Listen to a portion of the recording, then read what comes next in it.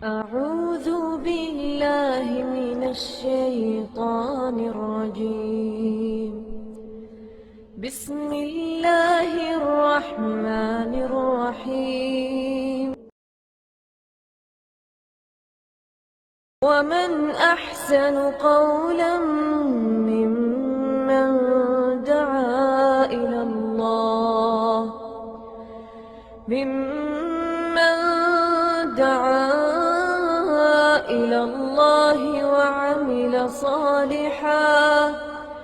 وعمل صالحا وقال إنني من المسلمين.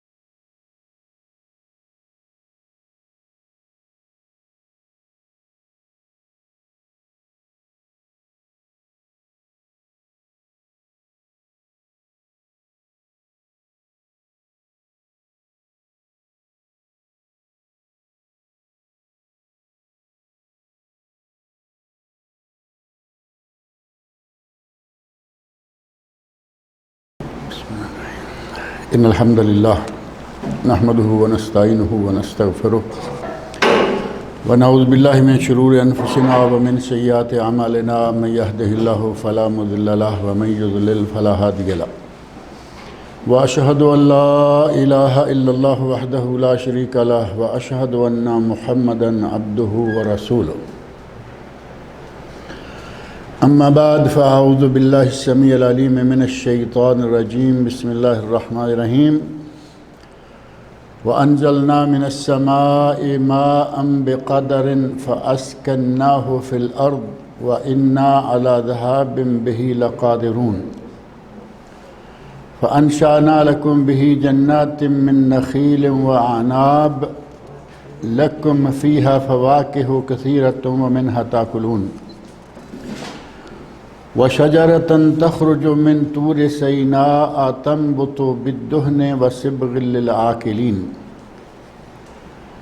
وإن لكم في الأنعام لعبرة نسقيكم مما في بطونها ولكم فيها منافع كثيرة ومنها تأكلون وعليها وعلى الفلك تحملون.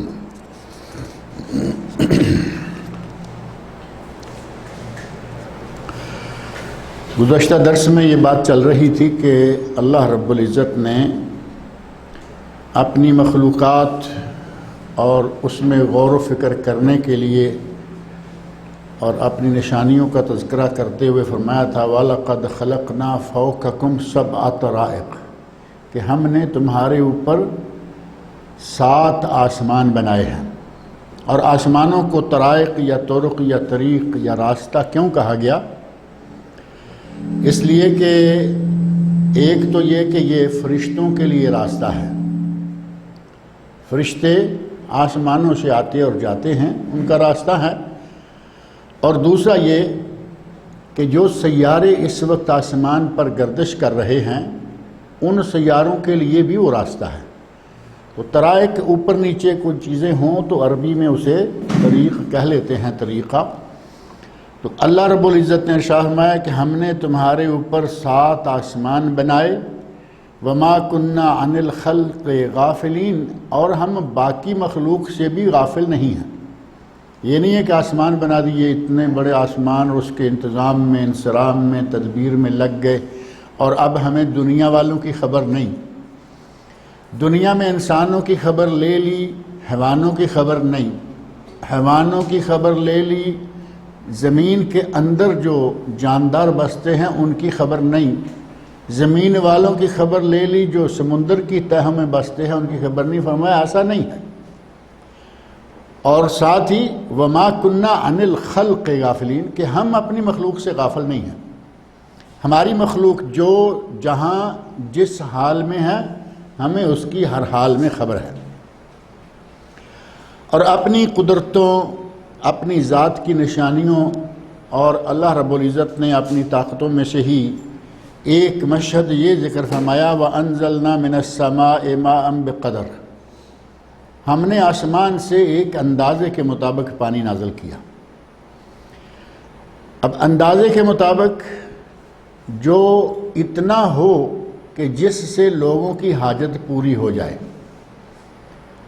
اتنا زیادہ نہ ہو کہ ہر چیز تباہ کر دے، ہلاک کر دے، اور اتنا کم بھی نہ ہو کہ لوگوں کی حاجت بھی پوری نہ ہو پائے۔ بقدر کا معنی اندازے کے ساتھ کہ کس علاقے میں کتنی بارش چاہیے، کس علاقے میں پانی کی ضرورت کتنی ہے، ہم نے اندازے کے مطابق پانی نازل کیا۔ اگر بارش اندازے کے مطابق نہ ہو تو آپ سمجھ سکتے ہیں کہ رحمت کی زحمت بن جائے۔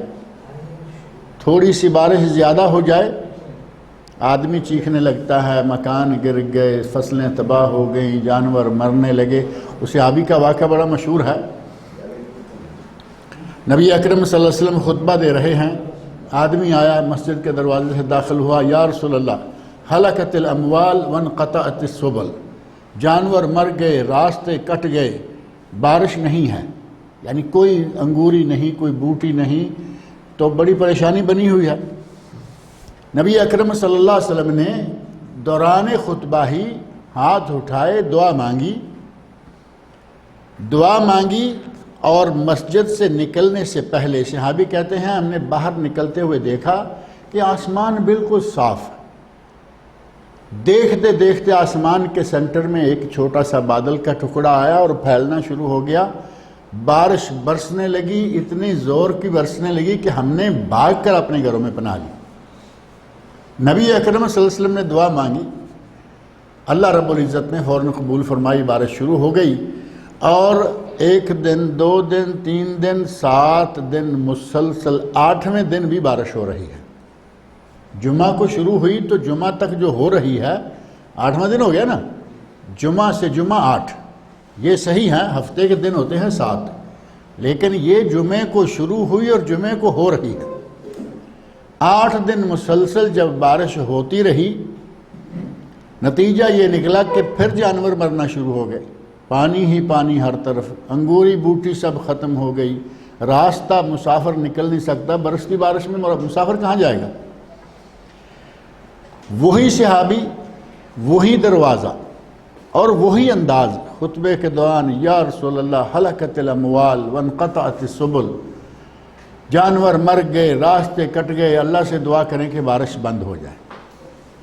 نبی اکرم صلی اللہ علیہ وسلم سن کر مسکرائے، تھوڑا سا مسکرائے اور فرمایا کہ انسان کتنا ضعیف ہے۔ کل یہ صاحب یہ کہتے ہوئے آ رہے تھے کہ انگوری نہیں ہے، بوٹی نہیں ہے، بارش نہیں ہے، تباہی ہو گئی، آج کہہ رہے ہیں کہ بارش زیادہ ہو گئی، تباہی ہو گئی۔ دعا مانگی، اللہم علی الاودیۃ والاکام، اے اللہ ان بادلوں کو، ان بارشوں کو پہاڑوں کی چوٹیوں اور پہاڑوں کے دامنوں میں، وادیوں میں لے جا۔ اللہم حوالینا ولا علینا، اے اللہ ہمارے مدینہ کے چاروں طرف دور کر دے، ہمارے اوپر نہ ہو۔ کہتے ہیں کہ ہم سورج نکلے ہوئے باہر دھوپ میں اپنے گھروں میں آئے، یعنی بارش کا سلسلہ منقطع ہو گیا۔ اب یہاں دیکھیں کہ اللہ رب العزت نے کہنے پہ بارش شروع کی، چھوڑ دی، زیادہ ہو گئی تو مصیبت بن گئی۔ اگر اندازے سے چیز نہ ہو تو وہ مصیبت واقعی تھوڑا سا کا ایک ہی نقطہ جو ہے رحمت سے زحمت بنا دیتا ہے۔ لکھنے میں بھی رحمت لکھیے، ایک نقطہ راہ پہ ڈال دیجئے، ایک نقطہ بڑھ گیا اور وہ زحمت بن گیا۔ اسی طرح دوسرا لفظ بھی معروف ہے محرم اور مجرم کا، کہ محرم ہے بہت پیار والا، تعلق والا، ایک نقطہ جیم پر ڈال دیجئے تو مجرم ہو گیا، یعنی دشمن ہو گیا۔ تو اللہ رب العزت نے شاہ مایا وَأَنزَلْنَا مِنَ السَّمَاءِ مَاءً بِقَدَرٍ، ہم نے آسمان سے ایک اندازے کے ساتھ پانی نازل کیا، فَأَسْكَنَّاهُ فِي الْأَرْضِ، اور اسے زمین میں ٹھہرایا۔ اب یہ بھی نہیں کہ بارش ہوئی، بارش برسی، پانی زمین میں چلا گیا، سمٹا گیا اور بات ختم ہو گئی، بلکہ اللہ رب العزت فرما رہے ہیں فَأَسْكَنَّاهُ فِي الْأَرْضِ، ہم نے پانی کو زمین میں ٹھہرایا۔ پانی کو زمین میں روکا، زمین چوس جاتی، ختم ہو جاتا، نالیوں میں بہہ کے کہیں دور چلا جاتا تب بھی ختم ہو جاتا، حاجت پوری نہ ہوتی۔ فرمایا کہ ہم نے اسے زمین میں روکا، چشموں میں، تالابوں میں، جھیلوں میں، حتیٰ کہ جو دریا وغیرہ ہیں وہ سارے اصلاً بارش کے پانی سے، برف وغیرہ سے بن کے آتے ہیں۔ اللہ رب العزت نے فرمایا کہ ہم نے اسے زمین پر روک لیا، چاہتے تو اسی وقت پانی زمین میں چلا جاتا، پہلے ہی اندازے سے ہم نے اتارا، اور پھر ایک علاقے میں بارش اتاری، اس علاقے کی حاجت پوری ہو گئی، دریاؤں میں، جھیلوں میں، تالابوں میں پانی باقی ہے، جس علاقے میں بارش نہیں ہوئی یہاں سے پانی وہاں جا رہا ہے۔ اللہ رب العزت نے ہر علاقے کو اس کے حساب سے، کچھ علاقے ایسے ہیں کہ صرف بارش ہو اور کہیں کہ اب کام ہو گیا، وہ نہیں ہوتا، اس کو تھوڑے تھوڑے وقت بعد پانی چاہیے۔ یہ نہری پانی اسی کام کے لیے ہوتا ہے کہ وہاں کی زمین ریتلی ہے، پانی رکتا نہیں، تو اسے تھوڑے تھوڑے عرصے کے بعد پانی ملتا رہے۔ اللہ رب العزت نے کتنے اندازوں کے ساتھ بارش بھی رکھی، فرمایا کہ بارش اندازے کے ساتھ کی، اور پھر اس پانی کو ہم نے زمین میں روکا، نہ روکتے تو پانی جو ہے وہ ختم ہو جاتا، حاجت پوری نہ ہوتی۔ وَإِنَّا عَلَى ذَهَابٍ بِهِ لَقَادِرُونَ، اور ہم اسے لے جانے پر قادر ہیں، یعنی بارش برسا کے پانی کو اٹھا کے لے جائیں، ہم اس پہ قادر ہیں، آسمان کی طرف اٹھا لیں قادر ہیں، زمین میں سمٹ جائے قادر ہیں، ہمارے لیے کوئی مشکل نہیں، لیکن ہم نے اس کو رہنے دیا۔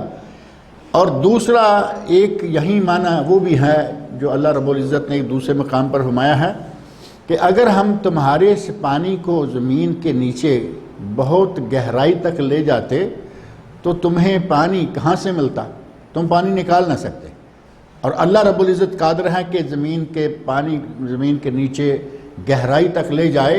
ہمارے پائپ کہاں تک جائیں گے؟ آج ٹیکنالوجی بہت ترقی کر گئی ہے، لیکن جب اللہ پانی نیچے لے جائے پائپ نہیں نکال سکتے اس کو، اور اللہ رب العزت تو چاہے پانی قریب بھی ہو نکالنا چاہے نہیں نکلتا۔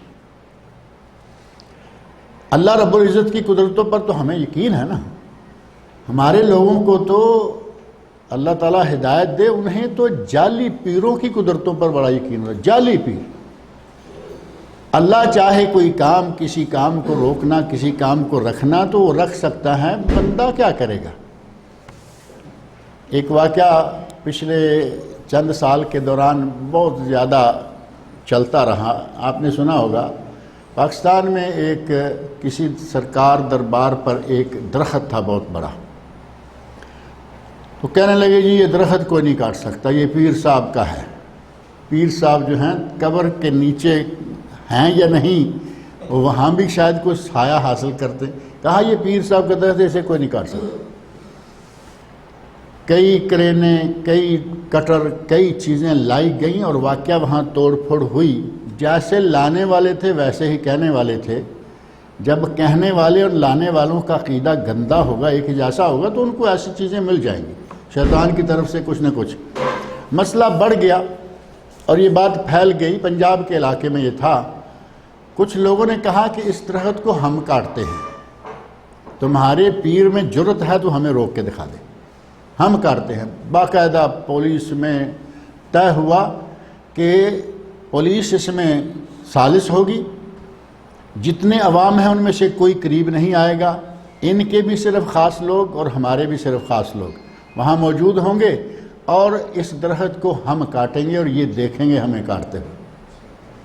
اگر کچھ ہمیں ہوا، ہماری ٹانگ ٹوٹی، جیسا کو مشہور کر دیتے ہیں کہ درخت کو ہاتھ لگایا ٹانگ ٹوٹ جائے گی، پاؤں ٹوٹ جائے گا، یہ ہو جائے گا، کہاں جو ہوگا ہم نے معاف کیا، پیر صاحب کو بھی معاف کیا، لوگوں کو بھی معاف کیا، اور اپنا کلہاڑیاں آریاں جو کچھ تھا لائے، دیکھتے دیکھتے اس درخت کو جڑ سے اکھاڑ کے پھینک دیا، کاٹا پیٹا، گاڑیوں میں ڈالا، اٹھا کے لے گئے، اور جو اس کا بڑا مین تنا تھا، مین تنا جو ہوتا ہے زمین سے لے کے کچھ جہاں سے شاخیں نکلتی ہیں وہاں تک کا کاٹ کے شہر کے بازار کے وسط میں لا کے رکھ دیا، تاکہ جو نہیں آ پائے، جو نہیں سن پائے، وہ بھی دیکھ لیں کہ پیر صاحب کا درخت ہم نے کاٹ لیا ہے۔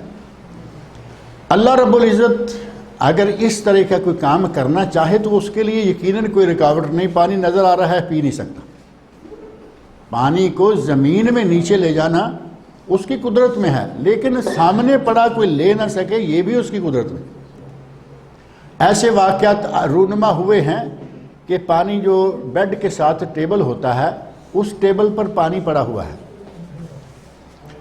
اور آدمی اس کو جان کنی کا وقت آ گیا، اکیلا ہے کمرے میں اور وہ پانی کی طرف ہاتھ بڑھا رہا ہے اور اس کا ہاتھ پانی کو نہیں پہنچ رہا، اسی طرح ہاتھ بڑے ہوئے وہ مر گیا اور جب دیکھا گیا تو پتہ چلا کہ پانی کے قریب اس کا ہاتھ گیا ہوا تھا لیکن گلاس کو نہیں پکڑ سکا، پی نہیں سکا۔ اللہ رب العزت کی قدرتیں، وہ چاہے تو سامنے چیز موجود ہے کوئی استعمال نہ کر سکے۔ اب جو مریض ہیں ہمارے مختلف قسم کے ہسپتالوں میں، آپ ان کا اندازہ کر کے دیکھیں، سب کچھ ٹھیک نظر آ رہا ہے لیکن کھانے کی ضرورت نہیں ہے، وہ یہاں سے کوئی سوراخ ڈال کے کچھ نہ کچھ ڈال رہے ہوتے ہیں۔ اللہ رب العزت جو کرنا چاہے اسے روک کو نہیں سکتا، اور جسے اللہ کرنا نہ چاہے اسے دنیا کی کوئی طاقت کر نہیں سکتی۔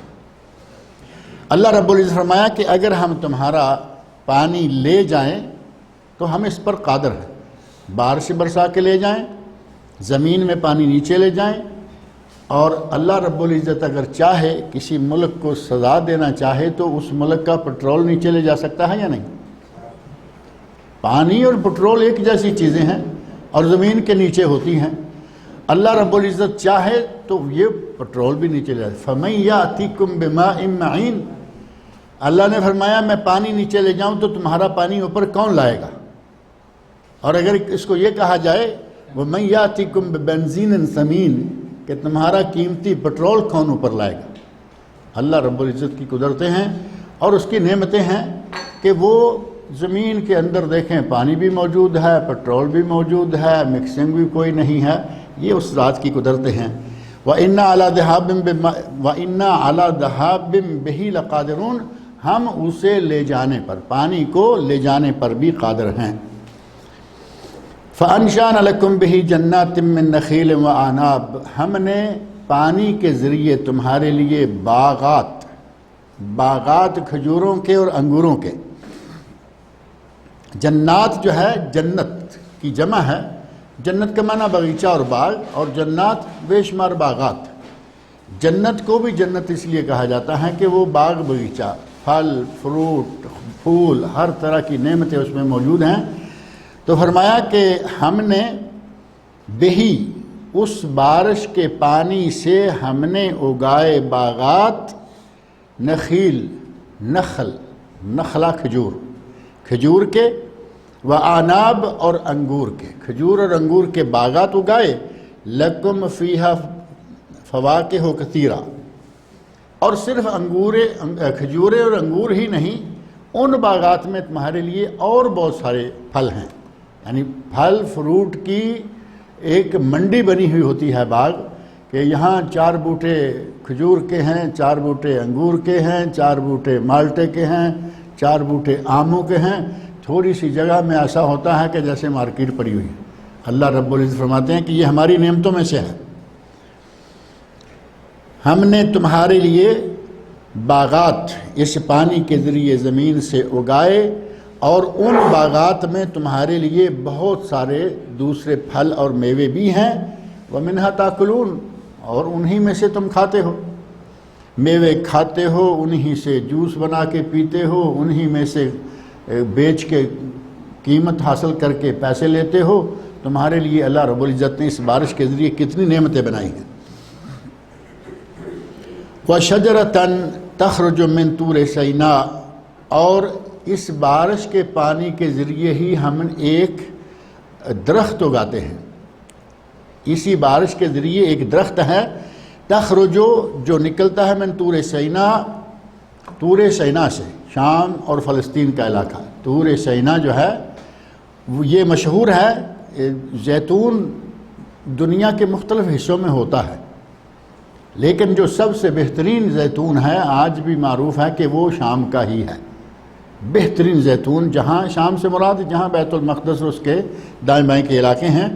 شام تو آج آپ کو معلوم ہے نا بہت سارے ملکوں میں بٹ چکا ہے، لبنان میں بھی شام کا حصہ ہے، اور یہ سیریا جو آج کل سیریا اور سوریہ ہے وہ سارا شام کا حصہ ہے، فلسطین کے نام سے جو ہے وہ بھی سارا شام ہے، مختلف اردن میں شام ہے، بہت سارے علاقوں کو پتہ نہیں یہ کیا تقسیمیں ہیں کہ ایک اتنے مبارک ملک کو بانٹ تانٹ کے اس کا نام ہی ختم کر دیا۔ اب شام کے نام کا کوئی ملک نہیں ہے۔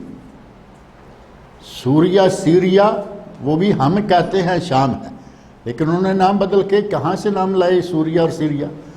اللہ رب العزت نے فرمایا کہ ہم نے اس بارش کے پانی سے ایک درخت اگایا، تخرج من طور سینا، جو کہ طور سینا سے نکلتا ہے۔ طور کا معنی ہے پہاڑ، اور سینا پہاڑ کا نام ہے، طور سینا۔ اور یہاں بھی لکھا ہوا ہے، اور عموماً یہ لکھا جاتا ہے طور سینا پہاڑ، یا کہتے ہیں کوہ طور۔ کوہ فارسی میں پہاڑ اور طور بھی پہاڑ، اور طور سینا یعنی سینا پہاڑ، شروع میں بھی پہاڑ اور آخر میں پہاڑ۔ یہ لغوی ایک اتنی غلطی ہے اور اتنی پھیلی ہوئی ہے کہ اب شاید ہر آدمی اس کو قبول کر چکا ہے، غلطی ہی صحیح لیکن کوہ طور ہی کہیں گے، جبکہ کوہ کا معنی بھی پہاڑ ہے، طور کا معنی بھی پہاڑ ہے، اصل پہاڑ کا نام آیا ہی نہیں، اور وہ کیا ہے؟ سینا۔ پہاڑ کا اصل نام سینا ہے، کوہ کا معنی پہاڑ اور طور کا معنی پہاڑ، یا کہیں طور سینا یا کہیں کوہ سینا تو ٹھیک ہے۔ اب جب کہیں گے کوہ طور یا کہیں گے یہاں جو لکھا ہے طور سینا پہاڑ، تو گویا کہ پہاڑ کو آپ بلا وجہ ہر حال میں داخل کرتے چلے جا رہے ہیں۔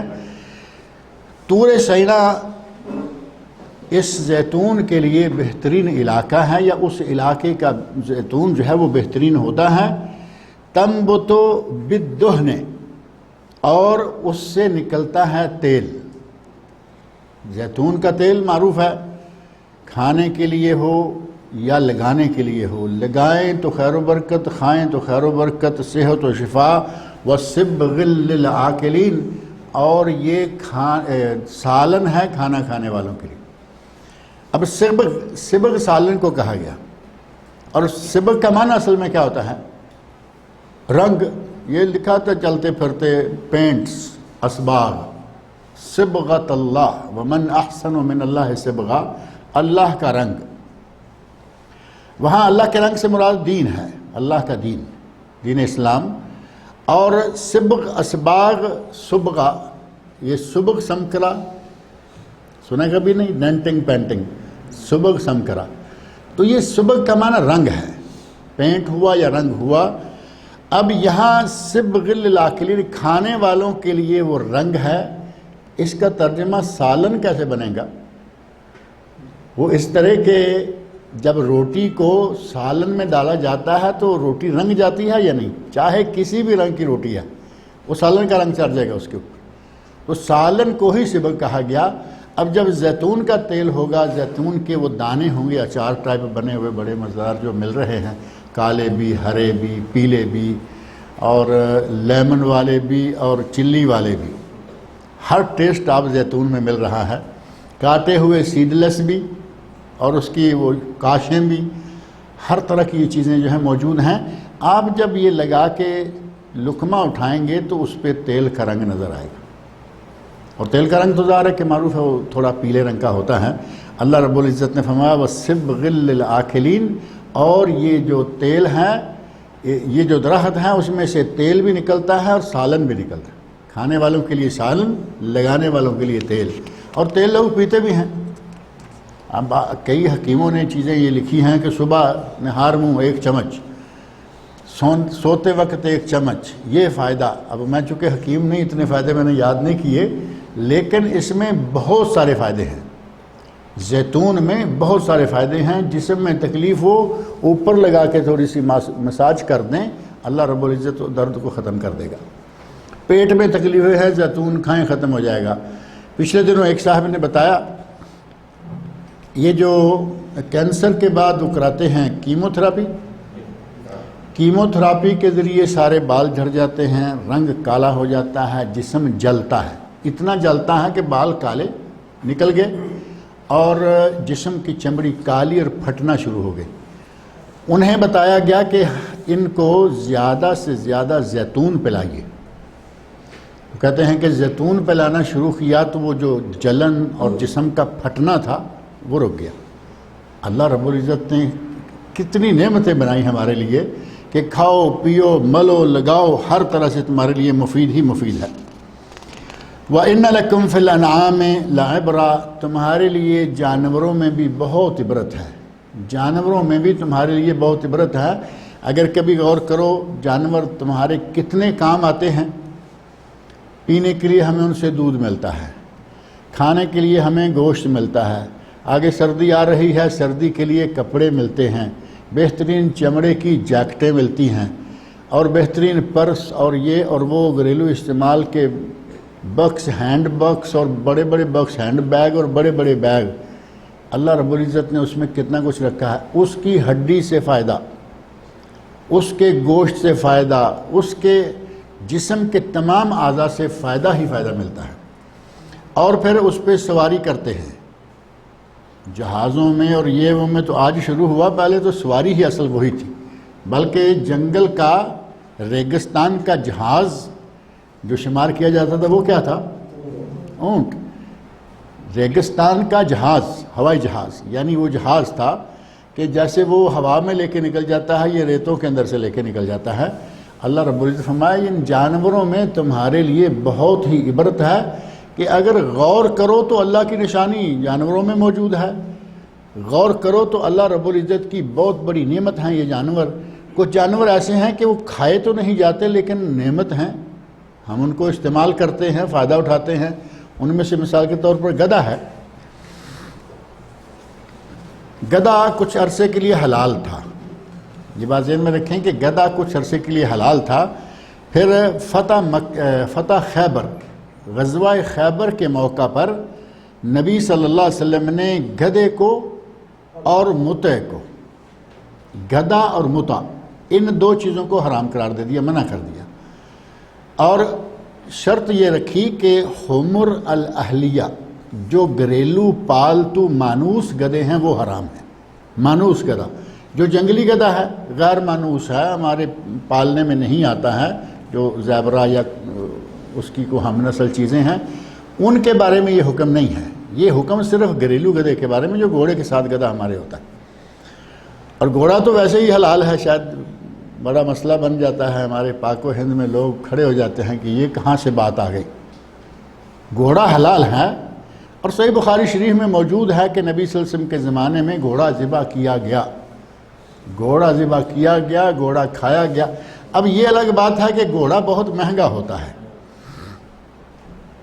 گھوڑا بہت مہنگا ہے، اس کو مکروہ کر کے کہا کہ یہ مکروہ، تو مکروہ کیسے ہو گیا؟ وہ اللہ نے اسے زینت قرار دیا ہے، اس میں کوئی شک نہیں، اور اس میں ساتھ ہی زینت کے لیے دوسری چیزیں بھی ہیں۔ اب زینت کی ہر چیز کھانے کے لیے مکروہ ہو جائے گی تو پھر تو کام خراب ہو جائے گا۔ یہ گھروں میں چھوٹے چھوٹے پرندے رکھے ہوئے ہوتے ہیں، کبوتر پالا ہوا ہے، وہ زینت ہے یا نہیں؟ زینت کے لیے رکھا ہوا تھا، ان کا نام ہی طیور الزینہ ہے، طیور الزینہ، زینت کے لیے، ڈیکوریشن کے لیے پنجرے رکھے ہوئے ہیں، اس میں جانور پالے ہوئے ہیں۔ جو حلال ہیں وہ حلال ہیں، زینت بھی ہیں، جو حرام ہیں وہ الگ بات ہے۔ تو کہا گیا کہ یہ قرآن میں اللہ نے اس کو زینت شمار کیا، اسی لیے کھانا مکروہ ہے۔ بھائی مکروہ کا ذکر لاؤ کہیں سے، وہ ملے گا نہیں۔ حلال کا ذکر صحیح بخاری میں مل جائے گا، کھاؤ یا نہ کھاؤ یہ تمہاری مرضی، ذبح کرو نہ کرو۔ اب آپ کو دو ایک بکریاں لے کر اتنا گوشت مل سکتا ہے جتنا گھوڑے کا ملے گا، اور گھوڑا 10 بکریوں کی قیمت کا بھی نہیں آئے گا۔ وہ آپ کی پاکٹ کا مسئلہ الگ ہے۔ شریعت کو تو پاکٹ سے نکال کے لوگوں میں نہ بانٹو نا، شریعت صرف وہ رکھو جو اللہ اور اللہ کے رسول نے ہمیں بتائی ہے، اور شریعت واقعتاً ہے بھی وہی۔ فرمایا تمہارے لیے جانوروں میں بہت بھاری عبرت ہے، نسقیکم مما فی بطونہا، ہم تمہیں ان کے پیٹوں سے پلاتے ہیں۔ اللہ رب العزت کی قدرت دیکھیں کہ پیٹ ہی سے دودھ آتا ہے نا، دودھ کو تھن کے اندر تیار نہیں ہوتا، اوپر پیٹ میں مشینری لگی ہوئی ہے، فیکٹری ساری تو پیٹ ہے، فیکٹری میں دودھ تیار ہوتا ہے، اور اللہ رب العزت کا انعام دیکھیں اور اس کی قدرتیں دیکھیں. خون بھی وہی ہے، گوبر بھی وہی ہے، پانی وانی جو پیتا ہے اچھا کیا اور برا کیا وہ تو ظاہر جانور ہے، اسے کیا معلوم ہے کہ یہ زمزم ہے یا عام پانی، میلا ہے یا گدلا ہے، پانی ہے پیتا رہتا ہے. پانی میں سے، خون میں سے، گوبر میں سے اللہ رب العزت نے بہترین دودھ نکالا. انہی ساری چیزوں سے نکلا ہے نا. کتنا زبردست اللہ نے کوئی فلٹر اندر رکھا ہوا ہے کہ ان ساری چیزوں سے آپ دودھ کی خوشبو سونگھ کے دیکھیں، اس میں سے خون کی، گوبر کی، کسی چیز کی، بلکہ اس کی اپنی ایک سوند اور خوشبو آدمی کو شوق ہوتا ہے کہ تھوڑا پی ہی لوں چاہے نہ بھی پیاس لگی ہوئی ہو. اتنی اللہ تعالیٰ کی وہ نعمت. فرمایا کہ ہم نے تمہیں ان کے پیٹوں سے پینے کے لیے دودھ مہیا کیا. اور دوسرے مقام پر اللہ رب العزت باقاعدہ فرمایا ہے من بین دم و فرث، من بین دم و فرث لبنا خالصا سائغا للشاربین. ہم نے خالص، ہچتا پچتا، آسانی سے ہضم ہونے والا مزیدار دودھ تمہیں دیا. نکالا کہاں سے؟ من بین دم و فرث، من بین فرث و دم، گوبر اور خون کے درمیان سے. گوبر اور خون کے درمیان سے نکالا. اب گوبر بھی اندر ہے، خون بھی اندر ہے. ان دونوں میں سے دیکھو گوبر کا رنگ کیا ہے اور خون کا رنگ کیا ہے. دونوں کا رنگ سفید نہیں ہے. اللہ رب العزت نے ایسا سفید اجلا دودھ نکالا، مزیدار اور ایک نعمت. فرمایا تمہارے لیے جانوروں میں عبرت ہے. وَلَكُمْ فِيهَا مَنَافِعُ كَثِيرَةٌ. صرف ان کا دودھ ہی نہیں بلکہ تمہارے لیے ان میں بہت سارے منافع ہیں. وَمِنْهَا تَأْكُلُونَ. اور دودھ پیتے ہو، دیگر منافع حاصل کرتے ہو اور ان میں سے تم گوشت بھی کھاتے ہو. وَمِنْهَا تَأْكُلُونَ یعنی ہر جانور نہیں کھاتے. اللہ رب العزت نے منہا کا لفظ لگا کے بعض کر دیا کہ ان میں سے بعض ایسے ہیں جن کو تم کھاتے ہو. یعنی ابھی دیکھیں ہمارے گھروں میں استعمال ہونے والی چیزوں میں سے ہی گدھا ہے نہیں کھاتے کیونکہ منع کر دیا گیا. اور باقی جانور جو ہیں بکری ہے، بھیڑ ہے، گائے ہے، اونٹ ہے، سب کھائے جاتے ہیں. وَعَلَيْهَا وَعَلَى الْفُلْكِ تُحْمَلُونَ. ان جانوروں پر اور کشتیوں پر تم سوار کیے جاتے ہو. یعنی تمہاری سواری کا کام بھی جانور دیتے ہیں. وہی وہ جو ریگستان کا جہاز ہے وہ اونٹ ہے، اسی طرح گھوڑا ہے، وہ سواری کے کام آتا ہے. حتیٰ کہ گدھا سواری کے کام آتا ہے. گدھا بھی سواری کے کام آتا ہے. اور چھوٹی موٹی لوکل سواری تو ہمارے لوگ بھینس اور گائے وغیرہ پہ بیٹھ کے بھی ٹائم پاس کر لیتے. تھوڑا جانا ہے بھینس پہ سوار ہو گئے. حالانکہ یہ سواری کے جانور نہیں ہے، نہ بھینس نہ گائے. اونٹ ہے، گھوڑا ہے، گدھا ہے، خچر ہے، یہ سواری کے جانور ہیں. اور بار برداری یعنی کچھ لوڈ وغیرہ ادھر سے ادھر لے جانے کے لیے. فرمایا کہ ان جانوروں پر وَعَلَى الْفُلْكِ، عَلَى الْفُلْكِ یعنی کشتیوں پر، تحملون تم سوار کیے جاتے ہو، لادے جاتے ہو. یعنی ان پہ بٹھا کے تم ایک جگہ سے دوسری جگہ جا سکتے ہو. قرآن کریم میں دوسری جگہ اللہ رب العزت نے فرمایا کہ یہ جانور تمہیں یہاں سے وہاں، یہ کشتیاں تمہیں یہاں سے وہاں آسانی سے پہنچاتی رہتی ہیں. اگر تمہیں پیدل جانا پڑے اتنا فاصلہ تو تمہیں پتہ چل جائے.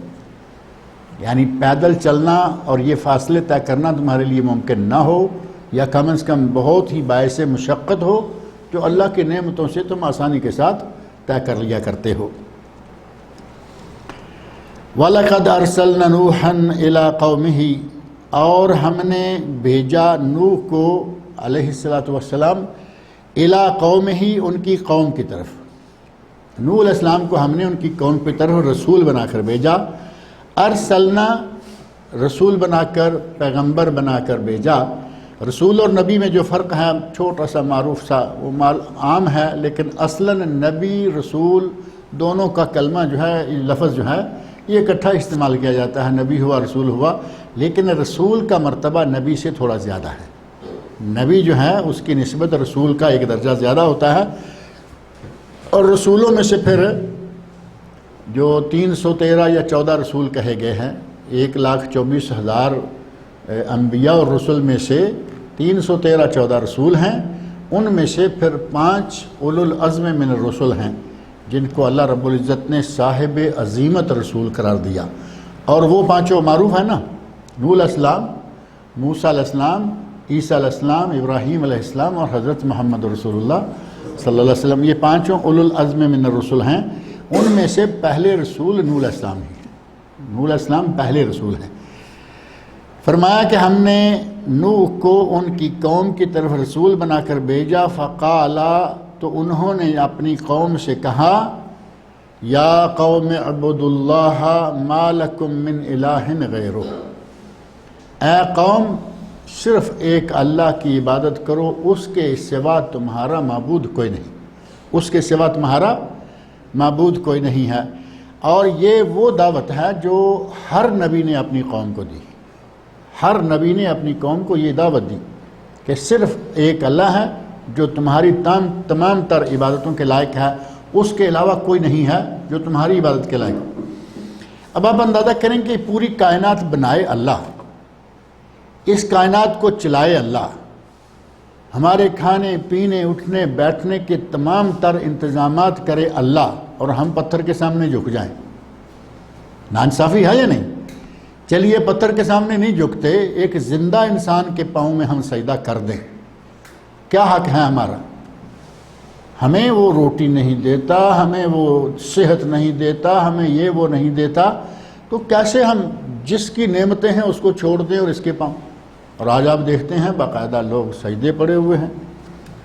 کبھی کبھی تو ویڈیوز چھوٹے چھوٹے آ جاتے ہیں کلپس کہ پیر صاحب ہیں، اور پیر بھی بڑے عجیب آج کل آ رہے ہیں، چھوٹی چھوٹی خسخسی داڑھی رکھی ہوئی ہے، کئی کی تو داڑھی ہے ہی نہیں، اور کسی کی خسخسی ہے تو خسخسی داڑھی کا پتہ ہے؟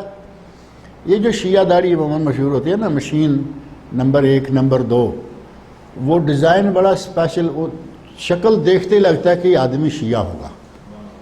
یہ پورا علاقہ بھرا ہوا ہے، کبھی کسی کو کہیں بھی لا کے کھڑا کریں، صرف ایک نگاہ دیکھنے سے سمجھ جائے کہ یہ آدمی شیعہ ہے۔ اس طرح کے پیر بھی ہیں، اور بہت سارے ایسے لوگ ہیں ہمارے یہاں جو ہیں بھی شیعہ لیکن لوٹ رہے ہیں اہل سنت کو بھی۔ ابھی پاکستان میں ایک بہت بڑے سپیکر ہیں اور بہت بڑے مداری کہنا چاہیے، ڈاکٹر عامر لیاقت حسین۔ اگر آپ اس کی کسی جگہ شیعوں میں تقریر سنیں، آپ کہہ ہی نہیں سکتے کہ یہ آدمی اہل سنت ہو سکتا ہے، اور اہل سنت کو پاگل بنایا ہوا ہے، ٹیلی ویژن پہ مولوی اکٹھے کر لیتا ہے، بلکہ عجیب ڈرامے کرتا ہے، ایک شیعہ بٹھا لیتا ہے، ایک بریلوی بٹھا لیتا ہے، ایک دیوبندی بٹھا لیتا ہے، ایک اہل حدیث بٹھا لیتا ہے، یعنی چونچو کا مربع تیار کر کے پھر اپنا درمیان میں چودھری بنا رہتا ہے، جو چاہتا ہے ان کے منہ میں ڈالتا ہے وہ کہتے ہیں۔ عجیب و غریب قسم کی حرکتیں اس کی پچھلے عرصے میں سامنے آ رہی ہیں۔ اگر شکل سے ہی دیکھنے سے پتہ چل جائے کہ یہ آدمی اس مسلک سے تعلق رکھتا ہے، اور خاص طور پر جیسے میں نے عرض کیا کہ یہ بغیر داڑھی کے اور خشخشی داڑھی والے، یعنی اس کو آپ 2 سینٹی شاید 1 سینٹی کہیں گے جو خشخشی داڑھی ہے، مشین کا 1 نمبر یا 2 نمبر اتنا ہی ہوتا ہے نا، سینٹی کہیں،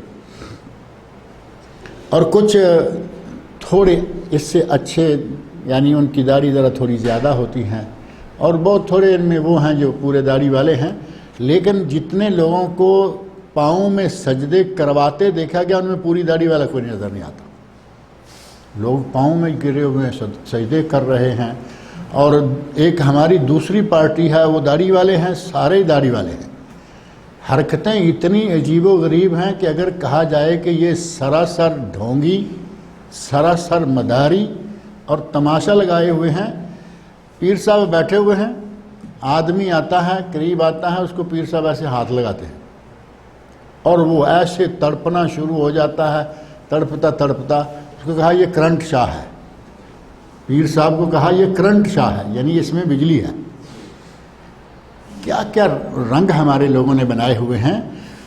اللہ رب العزت کی نعمتیں استعمال کر کے ان مداریوں کے ہاتھوں میں اپنا ایمان ضائع کرنا اور بیچنا، ہمیں چاہیے کہ جس ذات نے ہمیں نعمتوں سے نوازا ہے اسی ذات کے ساتھ خاص رکھیں، اور یہ دعوت تمام انبیاء کرام کی۔ ان پیروں کے بہت سارے بانڈے پھوٹے، یہ ٹیلی ویژن میں 1-2 پروگرام ہیں، وہ سر عام ہے ایک پروگرام، اسی طرح ایک اور ہے، وہ پیروں کو لا رہے ہیں، ہر ہفتے ایک پیر پکڑ لیتے ہیں اور اس کا کچا چٹھا نکال کر اس بغیرت کی جتنی گندگیاں ہیں ساری لوگوں کے سامنے رکھتے ہیں.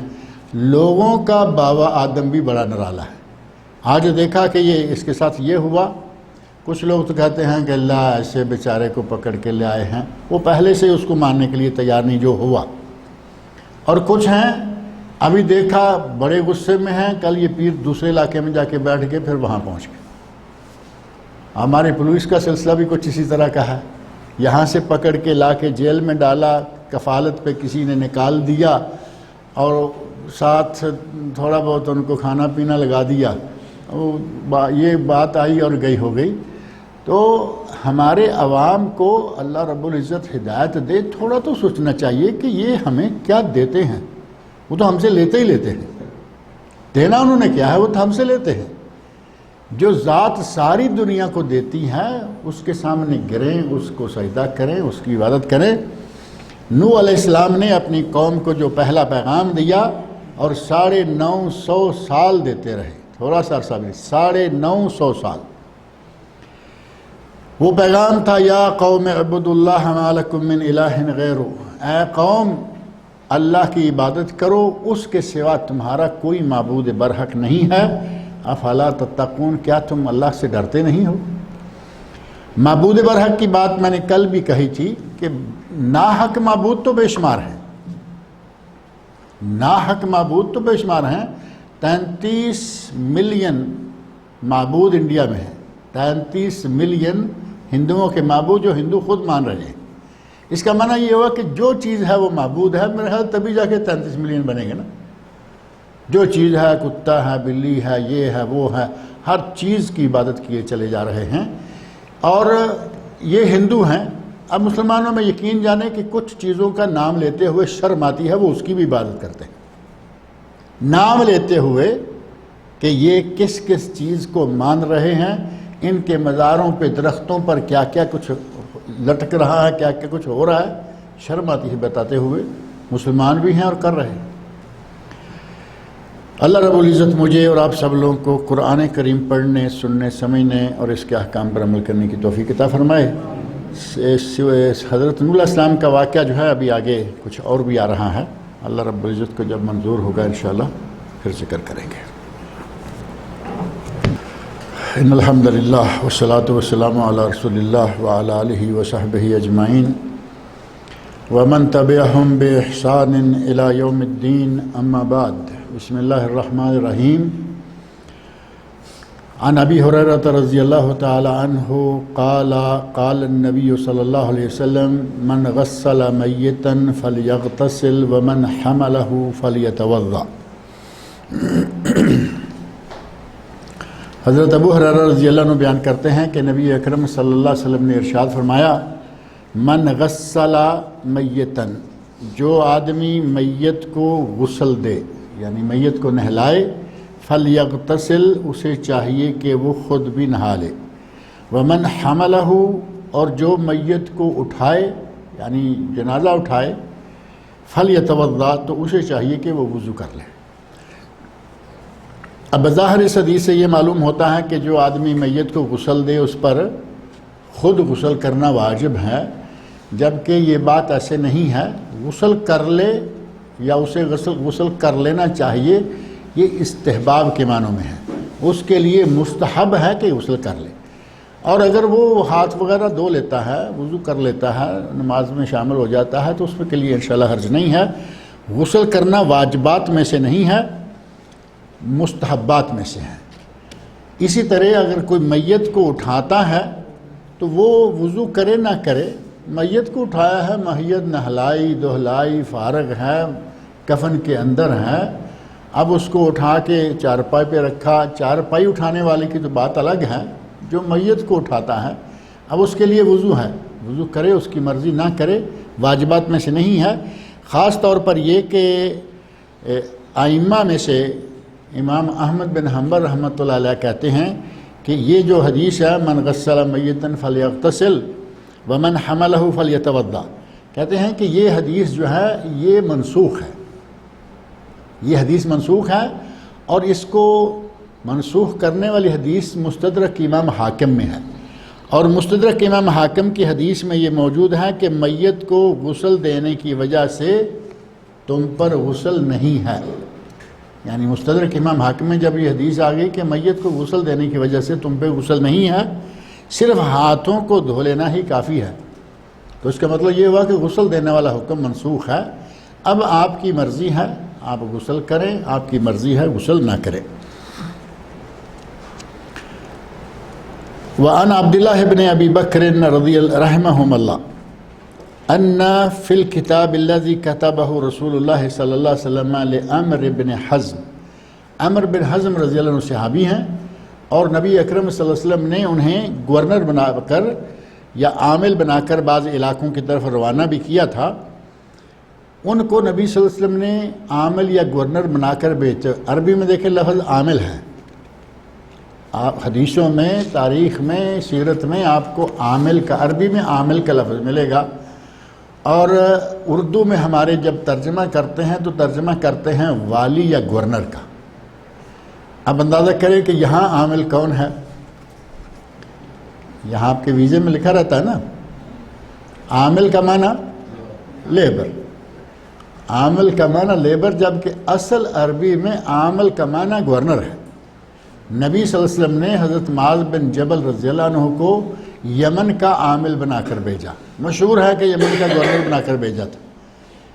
گورنر ایک معزز منصب ہے، ایک معزز نام ہے، لیکن اسی کا ترجمہ جو ہے عامل لیبر بھی ہے. اسی طرح جیسا کہ مولا اللہ رب العزت کے لیے بھی ہے اور مولا آزاد کردہ غلام کے لیے بھی ہے. کبھی کبھی کئی لوگ لفظ کو لے کے بیٹھ جاتے ہیں اور کہانیاں گڑھنا شروع کر دیتے ہیں، جیسا کہ مولانا کے نام پر ایک صاحب نے بڑا شور مچایا، مسعود احمد صاحب بھی، جو جماعت المسلمین کے نام سے ایک جماعت بنا کے بھی گئے ہیں، اور خود تو گئے ہیں، دنیا سے گئے ہیں، لیکن بہت ساری چیزیں ایسی پھیلا گئے ہیں کہ جو کئی نوجوانوں کو خراب کر رہی ہیں. علی کل حال یہ گورنر بنا کر بھیجے گئے تھے، اور انہیں نبی صلی اللہ علیہ وسلم نے ایک خط لکھ کے دیا تھا. کتاب کا معنی خط بھی ہے. اس خط میں نبی صلی اللہ علیہ وسلم نے یہ لکھا، بہت ساری باتیں اور بھی تھیں، یعنی اس میں باقاعدہ طہارت کے، صدقات کے اور بعض دیگر مسائل جو ہیں، اور فرائض اور سنن، یہ چیزیں مذکور تھیں. ان میں یہ بات بھی تھی اللہ یمس القرآن الا طاہر، کہ قرآن کریم کو پاک آدمی کے سوا کوئی نہ چھوئے. قرآن کریم کو پاک آدمی کے سوا کوئی نہ چھوئے.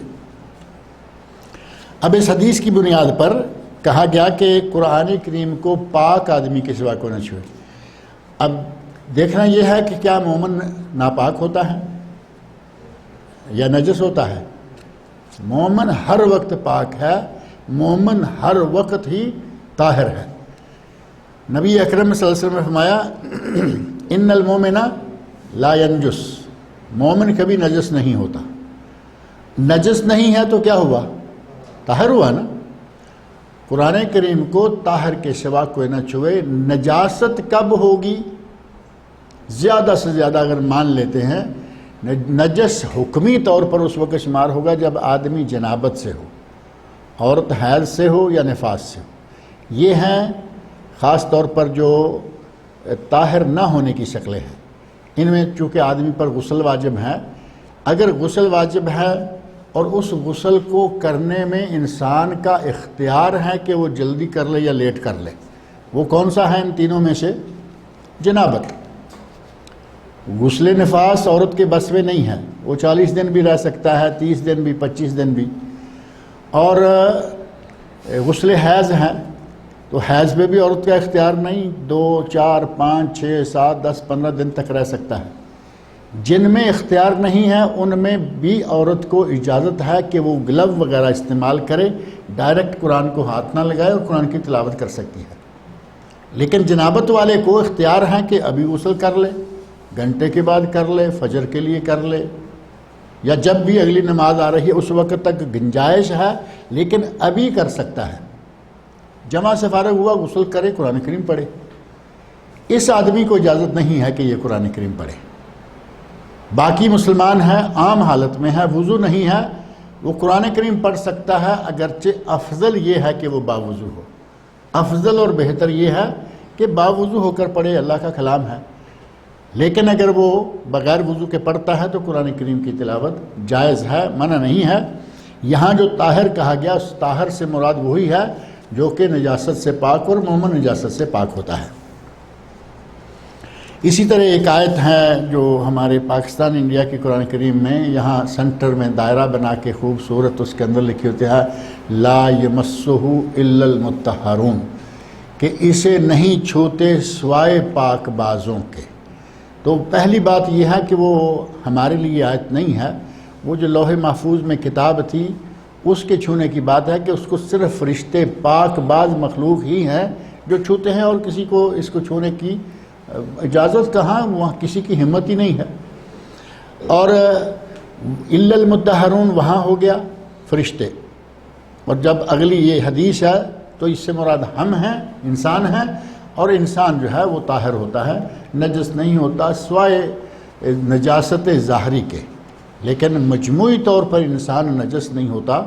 حضرت ابو ہریرہ رضی اللہ عنہ کا واقعہ بڑا مشہور ہے کہ وہ کہتے ہیں کہ میں جنبی تھا، جنابت کی حالت میں تھا، راستے میں نبی صلی اللہ علیہ وسلم ملے تو آپ نے سلام کیا اور میں کنی کترا کے نکل گیا، کیونکہ میں جنابت سے تھا، میں اسلام کا جواب نہیں دینا چاہتا تھا، آپ ہاتھ ملاتے میں ہاتھ نہیں ملانا چاہتا تھا۔ کہتے ہیں کہ میں نظر بچا کے نکل گیا، غسل کیا، واپس آیا، پلٹا، السلام علیکم یا رسول، میں نے اسلام کا جواب دینے کے لیے واپس، میں ابو ہریرہ کیا ہوا، تم اب آ رہے ہو اسلام کا جواب دینے؟ اس وقت کیا کہا، یا رسول اللہ میں جنبی تھا، جنابت سے تھا۔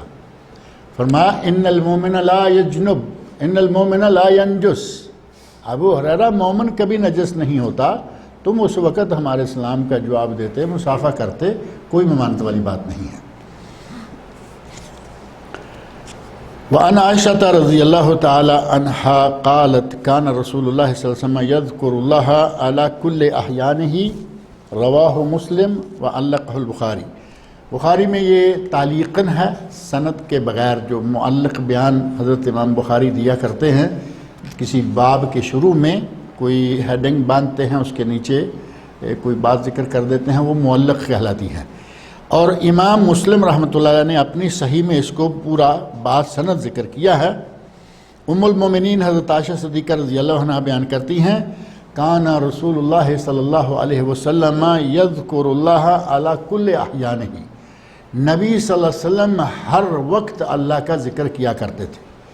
اب ہر وقت میں سارے اوقات آ گئے نا، جنابت کا وقت بھی آ گیا، وضو نہیں ہے وہ وقت بھی آ گیا، اور وضو ہے وہ وقت بھی آ گیا۔ وضو ہے تب بھی ذکر کر رہے ہیں، وضو نہیں ہے تب بھی ذکر کر رہے ہیں، اور جنابت ہے تب بھی ذکر کر رہے ہیں۔ آج زبانی ذکر کرنے میں کوئی رکاوٹ نہیں ہے، اور زبانی تلاوت کرنے میں بھی کوئی رکاوٹ نہیں ہے۔ رکاوٹ کہاں ہے؟ قرآن کریم کو ہاتھ لگانا ہے، ڈائریکٹ ہاتھ نہ لگا، بلکہ کسی حائل کے ذریعے، خاص طور پر عورت کے لیے چونکہ ایک لمبا وقت ہوتا ہے حیض اور نفاس کا، انہیں اجازت دی گئی کہ وہ کسی گلو سے، دستانے سے قرآن کریم کو پکڑیں، یا کسی کپڑے کے ذریعے، یا مثال کے طور پر کوئی خاتون ہے بیٹھی ہوئی ہے، قرآن کریم بڑا سارا ہے، کوئی بچہ ساتھ میں موجود ہے، صفحہ وہ پلٹ دے، تلاوت یہ کرتی رہے، انشاءاللہ تعالی اس میں کوئی حرج نہیں ہے۔ اور نبی صلی اللہ علیہ وسلم کا علی کل احیانہ، ہر وقت ذکر کرنا اس بات کی طرف اشارہ ہے کہ آپ ہر وقت تلاوت بھی کرتے، ذکر مراد تلاوت بھی ہے نا، قرآن ذکر ہے، تلاوت ہر وقت آپ کرتے تھے۔ اور مسئلہ صرف ہاتھ لگانے کا، مصحف کو، قرآن کریم کو ہاتھ لگانے کا ہے کہ آپ پکڑ نہیں سکتے ہر حال میں، پڑھ سکتے ہیں ہر حال۔ پکڑنے کے لیے ضروری ہے کہ یا حائل ہو، دستانہ وغیرہ، یا پھر آپ باوضو ہوں۔ اور اگر کوئی باوضو نہیں ہے اور جنابت سے بھی نہیں ہے، دیکھیں فرق ہے، باوضو نہیں، جنابت بھی نہیں، درمیانہ حصہ ہے کہ وضو نہیں ہے، وہ آدمی قرآن کریم کو پکڑ سکتا ہے، پڑھ سکتا ہے، صرف اتنا ہے کہ افضل یہ ہوگا کہ وہ باوضو ہو کر، اب اس سے تو کوئی انکار نہیں کر سکتا کہ افضل یہی ہے آدمی پوری طہارت باوضو ہو، جو حدث اصغر ہے جو وضو سے دور ہو جاتا ہے اس سے بھی خالی ہو، حدث اکبر ہے جو غسل سے دور ہوتا ہے اس سے بھی خالی ہو، مکمل طہارت کی حالت میں اس کو ہاتھ لگائے۔ لیکن اگر بغیر ہاتھ لگائے پڑتا ہے، جیسے آج کل تو بڑی آسانیاں ہو گئی ہیں، ڈائریکٹ ہاتھ لگانے کی ضرورت نہیں ہے پڑتی ہے، یہاں وہ 2-4 نمبر ماریں، سکرین ساری قرآن کریم کے ساتھ بھر جائے گی، پڑھیں اور یہیں سے تھوڑا وہ کرتے ہیں، وہ نیا صفحہ آ گیا، یہیں سے تیسرا آ گیا۔ اگر کوئی بغیر ہاتھ لگائے پڑتا ہے تو انشاءاللہ اس میں کوئی حرج نہیں ہے، صرف یہ کہ جنابت کی حالت میں نہ کرے۔ جنابت کی حالت چونکہ اس کی اختیاری ہے، 1 منٹ میں 10 منٹ میں نہا کے تازہ ہو سکتا ہے، پڑھنا شروع کر سکتا ہے۔ ان معاویہ رضی اللہ تعالی عنہ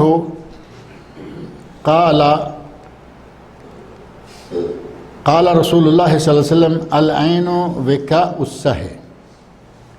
العین ان انس ابن مالک رضی اللہ تعالی عنہ، حضرت انس بن مالک رضی اللہ عنہ بیان کرتے ہیں ان نبی صلی اللہ علیہ وسلم احتجم وصلی، نبی صلی اللہ علیہ وسلم نے سنگی لگوائی، یہ جو کپنگ آج کل کر رہے ہیں نا، تھوڑا سا پچھنے لگا کے اس کے اوپر کپ رکھتے ہیں اور اس میں ہوا بھرتے ہیں اور وہ خون سک کرتے ہیں، اس کپ میں آ جاتا ہے جتنا نکالنا ہوتا ہے۔ ظاہر ہے کہ ایک مستقل فن ہے حجامہ، اور حجامہ نبی صلی اللہ علیہ وسلم کے بتائے ہوئے مرغوب علاجات میں سے ایک علاج ہے۔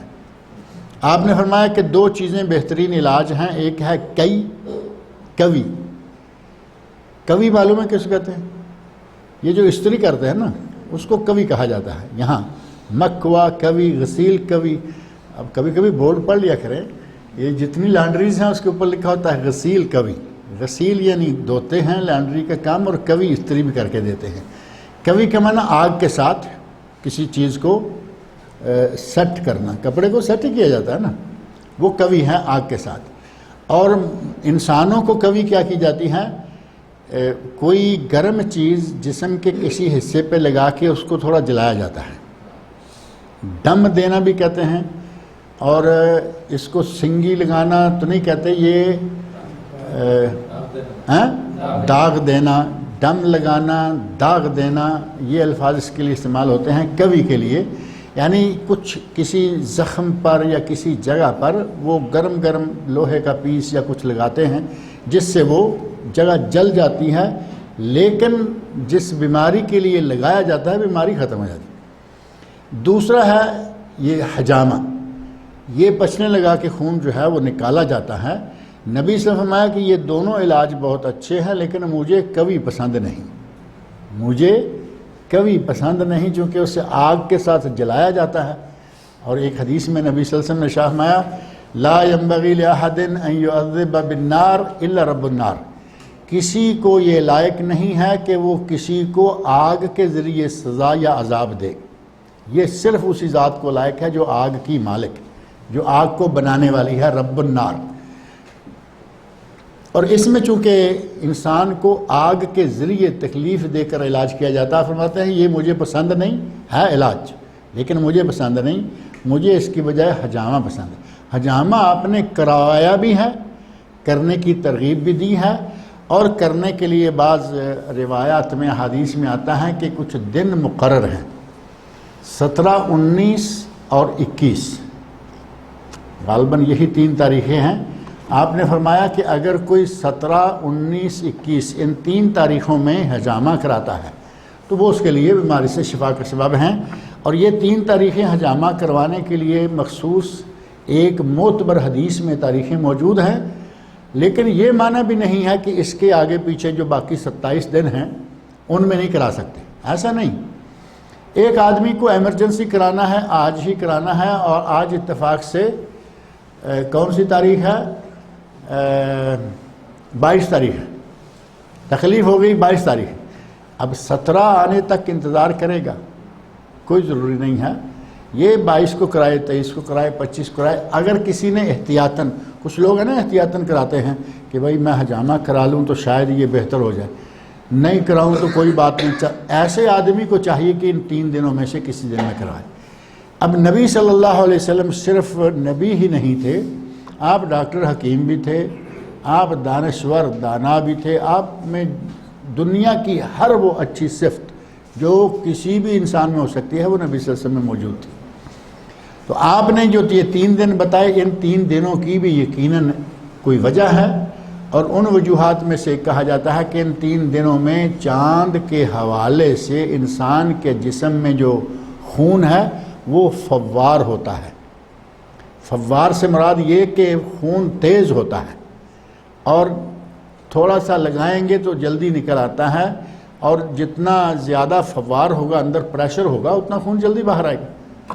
تو اس طرح کی جو مصلحتیں ہیں ان کے پیش نظر نبی صلی اللہ علیہ وسلم نے فرمایا کہ ان دنوں میں آپ حجامہ کروائیں۔ آپ نے خود حجامہ کروایا اور دوسروں کو کروانے کی ترغیب دلائی، اور آج بھی حجامہ کرنے والے ہمارے ہر شہر میں تقریباً یہاں موجود ہیں۔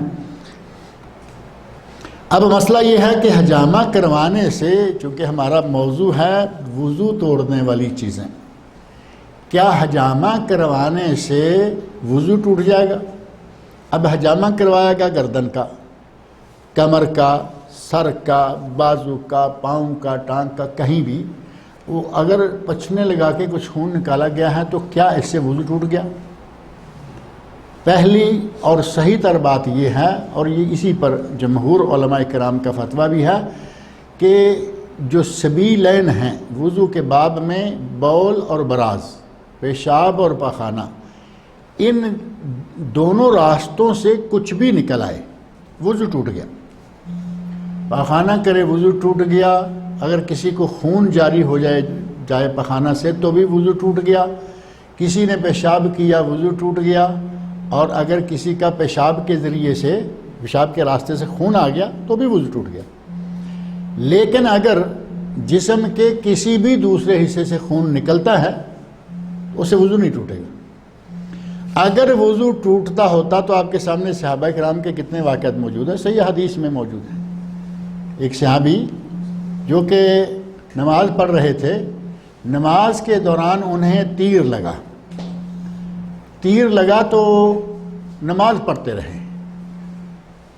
دوسرا لگا، ایک آدمی ان کا ساتھی سویا ہوا ہے، دوسرا تیر لگا پڑھ رہا ہے، پھر بھی پڑھ رہا ہے، اور بالآخر جب یہ سویا ہوا آدمی اٹھا تو دیکھا کہ میرا بھائی تو 3 تیروں میں پرویا ہوا ہے۔ کہا تم نے مجھے اٹھایا کیوں نہیں؟ تو کہنے لگے کہ میں قرآن کریم کی ایسی صورت میں مشغول تھا کہ مجھے اچھا نہیں لگا کہ میں اس کو چھوڑوں۔ اندازہ کریں لوگوں کا جذب اور محبت قرآن کریم کے ساتھ کتنی تھی۔ کہا کہ میں ایسی صورت پڑھ رہا تھا، مجھے اچھا نہیں رہا کہ میں صورت چھوڑوں اور میں اپنے تیر نکالنے میں لگ جاؤں اور تمہیں جگانے پہ لگ جاؤں۔ یہ واقعہ یقیناً نبی صلی اللہ علیہ وسلم تک پہنچا۔ اگر یہ ہوتا کہ نہیں تمہاری تو نماز ہی نہیں ہو سکتی تھی اس حالت میں، تم کیسے پڑھتے رہے، ایسی کوئی بات نہیں آپ نے فرمائی۔ دوسرا یہ کہ صحابہ کرام زخموں سے چور ہوتے تھے، نمازوں کا وقت ہوتا تھا، وہ نماز پڑھتے تھے، اور زخم بھی کو ہماری طرح پھوڑے پھنسیوں والے نہیں، میدان جہاد میں تلواروں کے زخم ہوتے، تیروں کے زخم ہوتے، اور وہ نمازیں پڑھتے تھے۔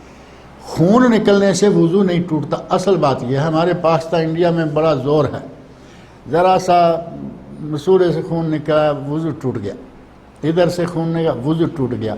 یہ خون نکلا، اگر صرف اوپر نکلا تو میرا خیال ہے وضو ٹوٹا، اور اگر تھوڑا سا بہہ گیا تو پتہ نہیں کیا کچھ ساتھ لے کے بہا گیا۔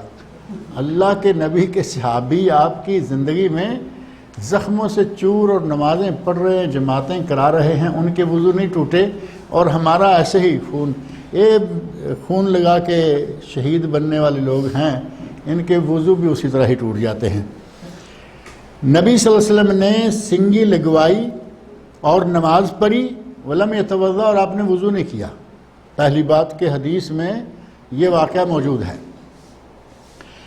دارقطنی میں یہ حدیث ہے، لیکن دارقطنی نے اس حدیث کو بیان کرنے کے بعد یہ کہا ہے کہ اس میں لین ہے، یعنی یہ حدیث میں کمزوری ہے، ذرا اس کی سند جو ہے وہ ذرا ضعیف ہے، لیکن دوسری بہت ساری اس کے سند کو مان لیتے ہیں ضعیف ہے، یہ بھی مان لیتے ہیں کہ یہ حجت نہیں ہے۔ دوسری صحیح احادیث اس موضوع پر موجود ہیں جو کہ حجت بھی ہیں، سند کے اعتبار سے بھی معتبر ہیں، اور ان میں موجود ہے کہ صحابہ خون کی حالت میں نمازیں پڑھا کرتے تھے، وہ خون کے وضو توڑنے والا خون کو شمار نہیں کرتے تھے۔ حضرت امیر معاویہ رضی اللہ تعالی عنہ حضرت امیر معاویہ رضی اللہ تعالیٰ عنہ جو کہ نبی صلی اللہ علیہ وسلم کے سالہ صاحب ہیں، نبی صلی اللہ علیہ وسلم کے سالہ صاحب، ام المومنین حضرت ام حبیبہ رضی اللہ تعالیٰ عنہ کے والد ہیں، اور نبی صلی اللہ علیہ وسلم کے کاتب وحی ہیں۔ ام حبیبہ کے بھائی سالہ صاحب تبھی ہوئے نا، بھائی ہیں اور کاتب وحی ہیں اور صحابی ہیں۔ مطلب کتنے عہدے ہو گئے؟ صحابی بھی ہیں، سالہ بھی ہیں، کاتب وحی بھی ہیں۔ اتنے سارے درجے جس انسان کو حاصل ہوں، اس کی موت پہ کوئی آدمی خوشی منائے، اس کے مسلمان ہونے میں بلکہ اس کے کچھ اور ہونے میں کچھ شک رہ جاتا ہے؟ اتنے مرتبے والا آدمی اس کے مرنے پہ خوشی منائی جائے، مٹھائیاں بانٹی جائیں۔ مٹھائی کو آپ حلوائی والی مٹھائی نہ سمجھیں، اگر کھیر پکا کے یا حلوہ پکا کے کسی کنڈے میں، کسی کنڈی میں، کسی چھوٹی سی پلیٹ میں، مٹی کی بنی ہوئی پلیٹ میں ڈال کے بانٹی جائے، بات تو وہی ہوئی نا مٹھائیاں بانٹنے والی، میٹھا ہے بانٹا۔ اب اگر ہم اپنے گریبان میں جان کر دیکھیں تو شیعہ کو تو مان لیا تکلیف ہوگی، ان کو تکلیف ہے کیونکہ یہ یزید کے والد ہیں۔ اب انہیں یہ تکلیف ہوگی، اب تو اوپر تک پتہ نہیں وہ کہاں تک والوں کو گانیاں دیتے ہوں گے کہ یہ یزید کے والد ہیں۔ اہل سنت کو کیا تکلیف ہے؟ یہ جو حلاوہ میں بتا رہا ہوں نا، کنڈے، کوجیاں، ٹھوٹھیاں، پیالیاں اور کیا کیا کچھ بانٹتے ہیں، یہ اہل سنت بانٹ رہے ہیں۔ عجیب بات یہ ہے کہ وہ بانٹیں، اہل سنت کو بھی حیا نہیں آتی، وہ بھی بانٹ رہے ہوتے، جبکہ وہ 27 رجب جس کو یہ کنڈے بانٹے جاتے ہیں، 22 رجب 27 رجب تو لیلۃ المعراج منائی جاتی ہے، 22 رجب کو جب یہ کنڈے بانٹے جا رہے ہیں وہ حضرت امیر معاویہ کی وفات کی تاریخ۔ اب شیعہ نے تو خوشی منائی، ہم کس خوشی میں یہ کام کریں؟ اور آپ دیکھیں ہمارے پاک و ہند میں ان دنوں میں اسپیشل وہ چھوٹی چھوٹی مٹی کی پیالیاں بہت بکتی ہیں، کیونکہ پتہ ہے کہ کچھ لوگ آئیں گے اپنے ایمان کو پیالیوں میں ڈال کر بیچیں گے، وہ بنا کے رکھے ہوئے ہوتے ہیں۔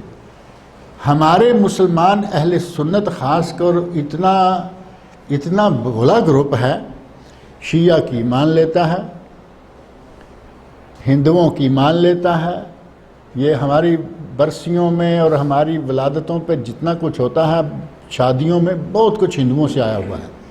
عیسائیوں کی مان لے، ہندوؤں کی مان لے، یہودیوں کی مان لے، نہیں مانتے تو یہ قرآن اور سنت صحیح کہیں گے یہ وہابیوں کی کتابیں ہیں، نعوذ باللہ من ذالک، یہ وہابیوں کی کتابیں ہیں۔ قرآن کس کا ہے؟ کلام اللہ کا کلام ہے، اور حدیث رسول اللہ صلی اللہ علیہ وسلم، رسول اللہ صلی اللہ علیہ وسلم کی، اس میں وہابیوں کا کیا ہے؟ نہ مانو تمہاری مرضی، لیکن یہ غلط رنگ دینا، الٹ سلط لوگوں کی باتیں مان لینا اور قرآن و سنت سے بھاگنا اور ماننے والوں کو وہابی کا نام دے کے اپنی جان چھڑانے کی کوششیں کرنا انتہائی احمقانہ حرکتیں ہیں۔ یہ ہماری اساس ہیں، کتاب اللہ اور سنت رسول صلی اللہ علیہ وسلم۔ حضرت امیر معاویہ رضی اللہ تعالیٰ عنہ جن کی وفات پر سنی بھی خوشیاں مناتے نظر آتے ہیں، پتہ نہیں ان کو بیچاروں کو پتہ ہی نہیں ہے کہ یہ بات کیا ہے۔ حالانکہ بیان بھی علماء ہر سال کرتے ہیں، ہر سال مضمون آتے ہیں، تقریریں آتی ہیں، کتابیں آتی ہیں، لیکن پھر بھی جو بانٹنے والے ہیں وہ بانٹتے ہی بانٹتے ہیں۔ شاید انہوں نے یہ ضد لگا رکھی ہوتی ہے کہ یہ مولوی چاہے کچھ بھی کہے ہم ان کی نہیں مانیں گے، اپنے مولوی کی مانیں گے۔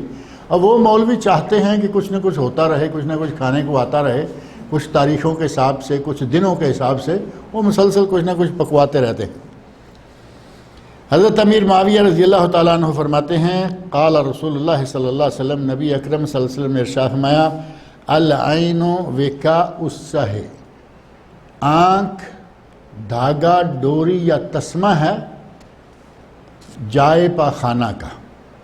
آنکھ جو ہے وہ جائے پاخانہ کے لیے تسمہ ہے۔ فَإِذَا نَامَتِ الْعَيْنَانِ، جب آنکھیں سو جاتی ہیں، استطلق الوکاء، تو وہ تسمہ ڈھیلا ہو جاتا ہے۔ یعنی آدمی سوتا ہے تو سارے جسم کے اعضاء ڈھیلے ہو جاتے ہیں۔ اعضاء کا ڈھیلے ہونا تو بعد کی بات ہے، آپ دیکھیں کہ سوتے وقت آدمی کا سارا جسم گوشت تک ڈھیلا ہو جاتا ہے۔ کیونکہ وہ نیند ہے، اب اس کو ایک دم ڈھیر ہو کے سونا ہے تاکہ اس کے جسم میں جہاں کہیں کوئی تکلیف، تھکاوٹ، یہ وہ سب نکل جائے۔ جاگتے ہوئے آدمی خراٹے نہیں لیتا، سوئے ہوئے کیوں لیتا ہے؟ گلے کا جو گوشت ہے نا وہ ڈھیلا ہو گیا، اور راستہ جو سانس کا تھا وہ اس نے تھوڑا بند کر دیا۔ اب جب سانس کھینچتا ہے تو ساتھ ہی کھڑ کھڑ کھڑ کھڑ کھڑ کی آواز آ رہی، جاگتے ہوئے نہیں ہوتی۔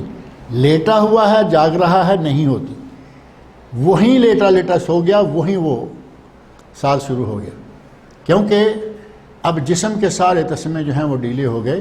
نبی صلی اللہ علیہ وسلم نے فرمایا اس حدیث میں، حضرت امیر معاویہ رضی اللہ عنہ سے جو مروی ہے، اگرچہ اس حدیث پر بھی کلام کیا گیا کہ یہ حدیث جو ہے اس کی سند بھی ضعیف ہے، آپ فرماتے ہیں العینان وقاء الصح، آنکھیں تسمہ ہیں شرمگاہ کا یا جائے پخانہ کا، اذا نامت العینان، جب آنکھیں سو جاتی ہیں، استطلق الوقاء، تو تسمہ کھل جاتا ہے، یعنی پیٹ سے ہوا نکلنا سوئے ہوئے آدمی کو پتہ نہیں رہتا، وہ تسمہ ڈھیلا ہے، ہوا نکل گئی، لہذا جو آدمی سو جائے اس کا وضو ٹوٹ گیا۔ اصل مسئلہ یہ ہے کہ جو آدمی سو جائے اس کے اپنے جسم پر، اپنے نفس پر کوئی کنٹرول نہیں ہے، ہوا نکلی نہیں اسے معلوم نہیں ہے، لہذا جو سو جائے وہ سمجھے کہ اس کا وضو ٹوٹ گیا۔ مسند امام احمد میں ہے یہ حدیث جو بیان ہوئی، اور طبرانی میں بھی یہ حدیث ہے، لیکن اس میں ساتھ ہی یہ الفاظ بھی ہیں وَمَن نَامَ فَلْيَتَوَضَّأْ، جو سو جائے وہ وضو کرے، یعنی سویا ہوا اٹھے تو وضو کرے، وہ نہ ہو کہ سویا ہوا اٹھا اور کہا کہ میں وضو سے سویا تھا اب میرا وضو ہے، جیسے کہ حرم شریف میں یہ حادثیں ہوتی ہیں۔ شاید پچھلے درس میں یہاں ذکر کر رہے تھے نا کہ آدمی سویا ہوا ہے، خراٹے لے رہا ہے، اقامت ہوئی، اللہ اکبر، نمازیوں کے ساتھ شامل ہے، اب اس کو اپنے سونے پہ پرواہ نہیں کہ میں سویا نہیں سویا۔ کبھی کبھی کسی کو کہے نا کہ وضو کر لے، نہیں میرا وضو ہے، وہ گیا، وضو ہے میرا، یعنی خراٹے جو لیتا رہا وہ کچھ بھی نہیں تھا۔ 1 گھنٹے کی نیند سے آدمی کیا وہ ان کا میں رات کو سوئے تب جا کے شاید وضو ٹوٹے گا، جبکہ نیند ناقض وضو ہے جب بھی آ جائے۔ ایک شرط ہے کہ آدمی آلتی پالتی مار کے بیٹھا ہوا ہے یا قعدہ کی حالت میں بیٹھا ہوا ہے، جیسے صحابہ کرام کے بارے میں حدیث پہلے گزری ہے، وہ نیند ناقض وضو نہیں، کیونکہ وہ ہوش و حواس میں بیٹھا ہوا ہے، تھوڑا اونگ آ گئی، تھوڑی گردن جھک گئی، سر جھک گیا، اس سے وضو نہیں ٹوٹ جائے گا کیونکہ وہ ہوش میں ہے۔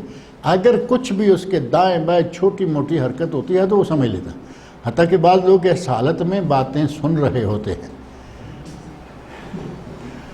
وہ سر جھکائے پڑے ہیں اور باتیں بھی سن رہے ہیں، اور اگر کوئی ان کے خلاف بات کر کے دیکھے اسی وقت تازہ جواب دے دیں گے۔ تو یہ نیند نہیں، یہ اونگ ہے، اور اس اونگ میں وضو نہیں ٹوٹتا۔ دوسرا یہ کہ ایک آدمی اس انداز سے بیٹھا ہوا ہے، تھوڑا اس سے اونگ سے بھی آگے بڑھ گیا، خفیف سی نیند جو آغاز میں ہوتی ہے اس سے بھی وضو نہیں ٹوٹے، کیونکہ اس کی حالت ایسی ہے۔ ہاں، وہ آدمی لیٹ گیا، وہ آدمی ٹیک لگا گیا، جیسے کسی دیوار کے ساتھ، پلر کے ساتھ ٹیک لگا کے بیٹھے گا، اگر ٹیک لگا کے بیٹھنے پر تھوڑا سا بھی سو گیا تو وہ سمجھے کہ وضو ختم ہو گیا، کیونکہ اس وقت اس کی نیند جو ہے وہ گہری ہوگی، اس کی نیند مضبوط ہوگی۔ اور اگر اپنے وزن پر بیٹھا ہوا ہے، جیسے قادے والا بیٹھا ہے یا آلتی پالتی مار کے، آلتی پالتی سمجھ رہے ہیں نا، یہ جو کھانا کھاتے وقت عموماً لوگ بیٹھتے ہیں، وہ آلتی پالتی، تو آلتی پالتی مار کے بیٹھے ہوئے آدمی کی اگر تھوڑی بہت آنکھ لگتی ہیں تو اس سے بھی وضو نہیں ٹوٹتا۔ لیٹ کے سو گیا وضو ٹوٹ گیا، ٹیک لگا کے سو گیا وضو ٹوٹ گیا۔ اور کئی لوگ ایک مثال بھی دیتے ہیں کہ ایک آدمی سویا ہوا ہے، ایک طرف ٹیک لگا کے، کسی بھی چیز کی مثال کے طور ٹیک ہے، اگر وہ ٹیک ہٹا دیں اور آدمی گر جائے تو کیا خیال ہے، وہ بھی سویا ہوا ہے یا نہیں؟ وہ سویا ہوا ہے، اس کا وضو ٹوٹ چکا ہے۔ اور عموماً اگر آدمی ٹیک لگا کے آتا ہے ایسی حالت میں تو ٹیک ہٹاتے ہی وہ گر جائے گا، لہٰذا اس کا وضو جو ہے وہ ٹوٹ گیا۔ اس حدیث میں یہی بات بیان کی گئی ہے، اور حدیث ابو داود میں بھی ہے حضرت علی رضی اللہ عنہ سے مروی، اور اس میں ہے استطلق الوقاء کہ اگر آدمی سو جاتا ہے تو اس کے تسمے ڈھیلے ہو جاتے ہیں، اور دونوں کی سند کے بارے میں کہا گیا کہ یہ سند صحیح نہیں ہے، اور ابو داود میں حضرت ابن عباس رضی اللہ تعالیٰ عنہما سے بھی مروی ہے، یعنی حدیث کی کئی سندیں ہیں۔ اس میں ہے انما الوضوء علی من نام مضطجعا، وضو اس پر ہے جو پہلو پر سو جائے، مضطجعا لیٹ گیا، جو لیٹ گیا اور سو گیا، پہلو پہ لیٹ گیا، چت لیٹ گیا، بات تو لیٹنے والی ہے نا، الٹا لیٹنا تو ویسے جائز ہی نہیں ہے۔ کئی لوگ کہتے ہیں ہمیں نیند ہی نہیں آتی اور طرح سے، وہ شیطان کے لیے راستے کھولے گا تب نیند آئے گی، اپنے پیٹ پر سونا منع ہے، بلکہ بعض روایت میں آتا ہے کہ اس کے ساتھ شیطان کچھ برا فعل کرتا ہے، لہذا وہ تو سونا ہی منع ہے، دائیں سو بائیں سو، افضل یہ ہے کہ دائیں سو۔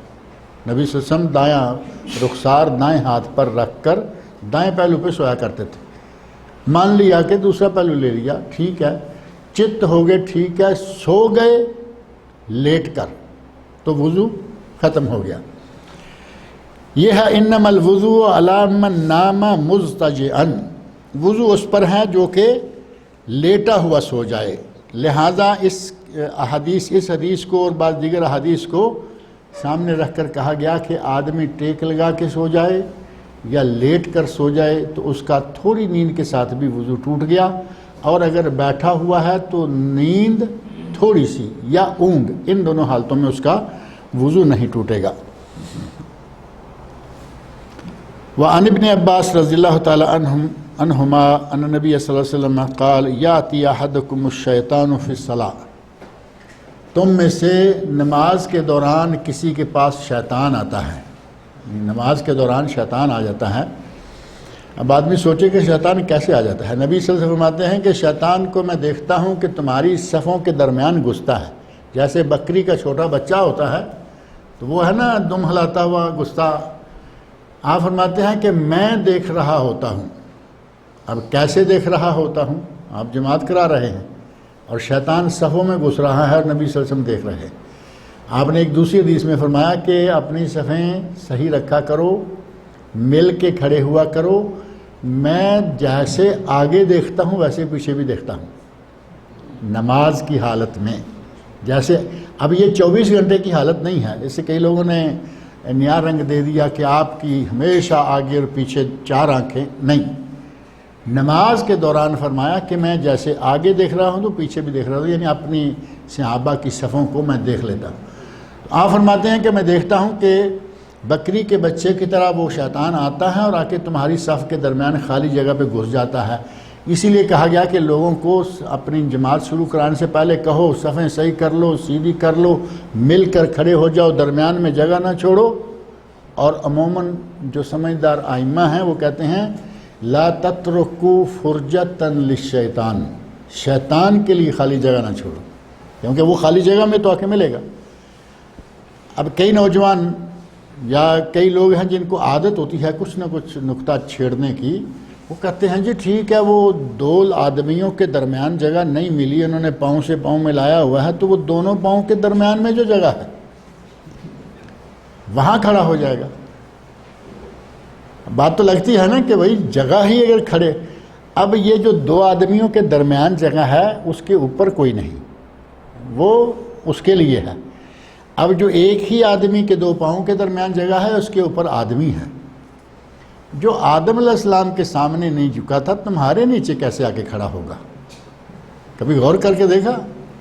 آدم علیہ السلام کے سامنے سجدہ گوارا کرنا نہیں کیا، تمہارے نیچے آ کے کھڑا ہو جائے گا، تمہارے پاؤں کے درمیان میں آ جائے گا وہ۔ اس نے تو سامنے سجدہ نہیں کیا، اللہ نے کہا سجدہ کرو، نہیں کیا۔